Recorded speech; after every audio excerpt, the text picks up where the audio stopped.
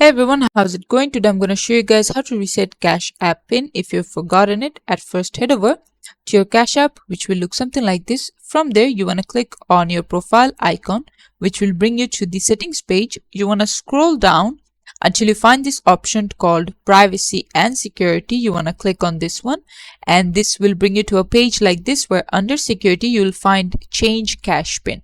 You want to click on this one, and there you go. This is how you can do it. But let's say that you don't remember it, and the way to do that is head over to Google and search for Cash App customer service, just like so.